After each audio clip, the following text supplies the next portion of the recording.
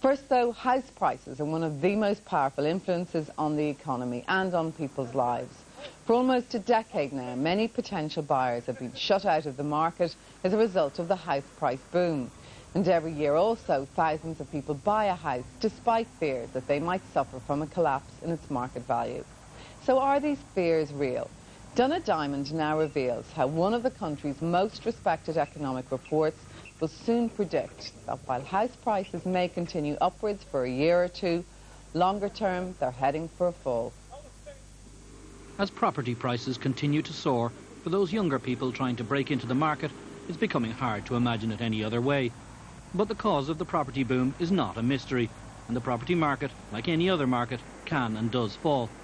Research carried out for the ESRI's forthcoming and highly respected medium-term economic review shows why they are rising and why, in the long term, they will fall.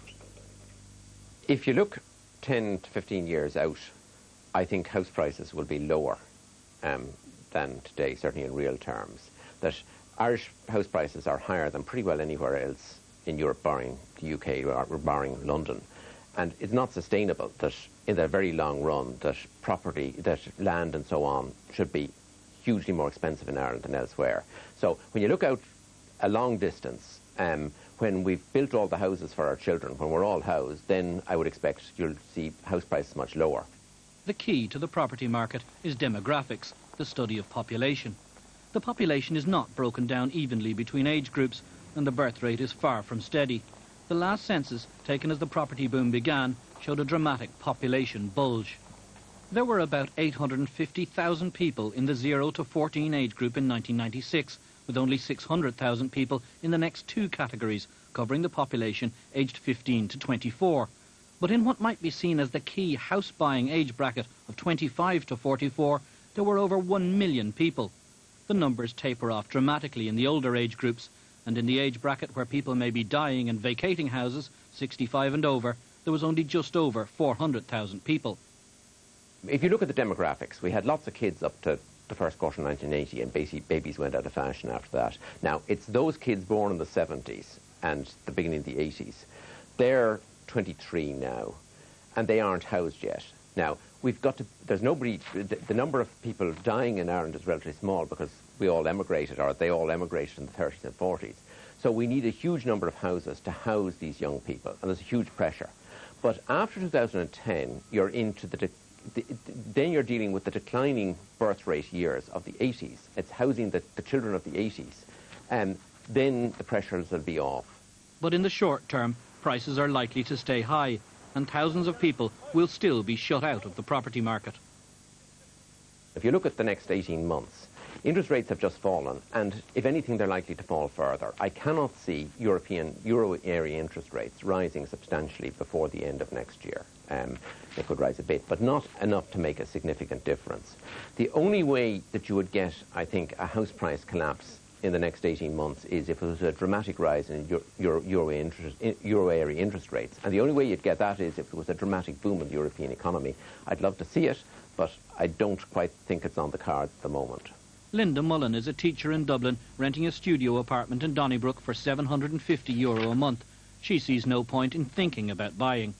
It's a complete fantasy. I mean, when I did the research, basically there was no way that it was going to be possible for me to buy anything. I mean, my salary is about €38,000 a year, and even if a bank or a mortgage lender was going to give me 4 times my salary, which they say they wouldn't anyway, I'd still only be entitled to about €160,000, and I don't know where I could buy somewhere for €160,000, and that's not even thinking about getting the money together for the deposit.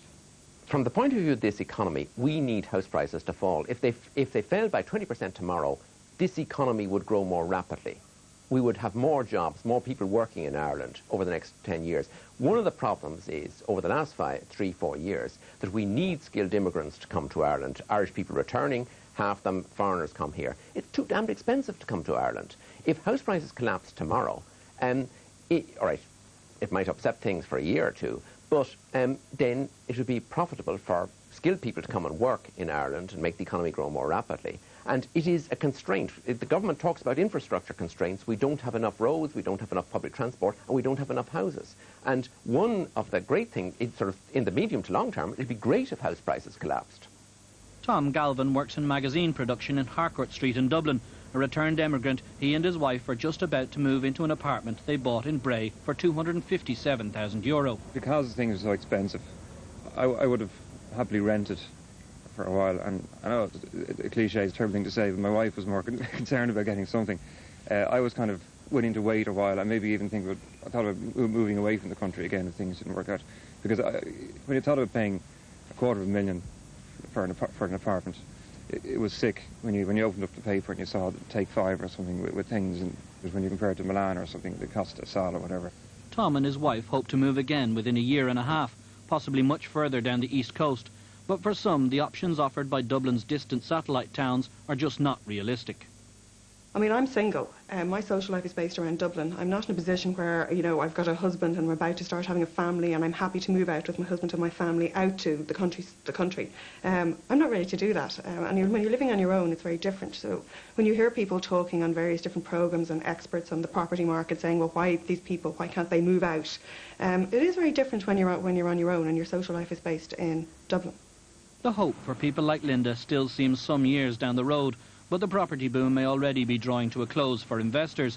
The idea of buying a second house as an investment for retirement no longer appears such a wise one. Certainly not if you want to hold it over a long period.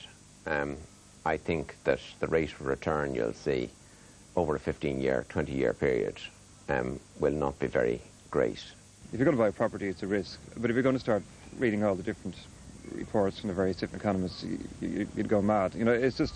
You got to do it, and you just hope for the best. And I don't think even if it does fall, it's not going to plunge, you know, like it did in England, whatever, 20 odd years ago. So, as a matter of interest, what makes you think, as lots of people don't think, that it's not going to plunge like it did in England 20 odd years ago? Just faith. It's really a leap of faith. That's what the kind of thing it's all about, you know, cross fingers. Done a diamond there. George Lee, our economics editor, joins us. Do you have the same level of faith? Do you think house prices will stay or will they drop?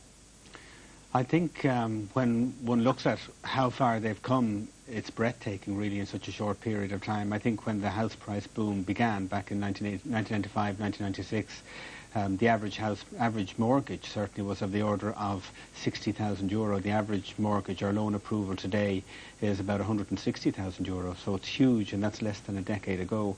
So it's easy to think, oh, well, they're going to continue to go up or they won't fall. But I think you really have to stand back from it and say this has been the most spectacularly unusual period in terms of house prices. I'm of the view that can't see them going too far too quickly. But can't see the reason... Too far down, Too far up, too quickly. Far up. And I can't see any reason at the moment for them to fall. So I think they're pretty much in what economists call an equilibrium until something comes and shoves them one way or the other. So if you were a couple tonight thinking of buying a house, I know there's never a totally right time, but you'd say go for it? Well, there are many different ways of looking at it, and there are many different buyers. I think if you're looking at it from the point of view of an investor versus the point of view of somebody who wants to live in it, I think they're two different things. Because investors must be aware that rents, for instance, have eased quite a lot, and they're not really going anywhere because rents are beginning to come down, and in today's inflation figures they're down a little bit lower.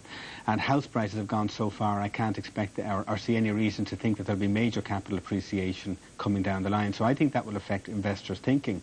If you're thinking about buying to live in, you need a roof over your head. You could be paying large rents. It's a different equation, and you might just say to yourself, well, there's no reason to think it's going to collapse. There's no reason to think it's going to go the other way and keep going up.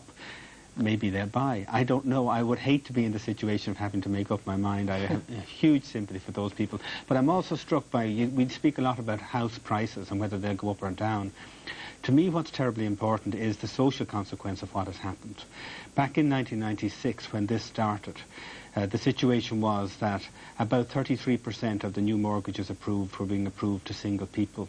These days, it is 73%. Back in 1996, it was the case that 51% of the mortgages approved were being approved for married people. These days, it's down to 8.3% of the mortgages approved are to married people. So the pressures and the strains are huge, and there are huge social choices being made underneath it all. And to focus just on the house price, I think, is to miss the big picture. I think that we've laid some social seeds, And they're a bit like genetically modified organisms. We don't really know what the result is going to be, and I don't see anybody studying it. And I think that that would be my concern in the future. When you think about should somebody buy or should they not, they really have to take a long view in terms of their family situation and what kind of choices they think they'll be making in the future. I think it's a dreadful time to have to make such a choice. And finally, George, like inflation is down today, but what a lot of people are confused about, and I saw you interview people earlier in the 6-1 News, is that to a lot of people prices seem to be going up all the time. So how do you explain that? That inflation is coming, well... And everything seems so expensive well, to the remember what the ordinary inflation figure is saying. It's saying, we're not saying that prices are coming down, we're saying the rate at which they're going up has slowed. And I think when you see what's happened in the economy, and you can see it in the house, and it's important for what's happening in the housing market too, is that some of the pressures which were there and the exuberance of recent years has eased because global conditions have slowed down. It's harder to find jobs, it's slower to find jobs, and it's slower to find big income increases. So the heat is coming out of the system and the pressure is coming down on prices throughout the economy. But really the main thing which brought our inflation rate down today was lower oil prices and the fact that the euro has gone up in value, which makes imports a little bit cheaper. Things which we're doing in this economy, things that we have control over, aren't really bringing inflation down. We still have big inflation in service areas where we're responsible ourselves. OK, George, thanks a million for coming in. Talk to you soon.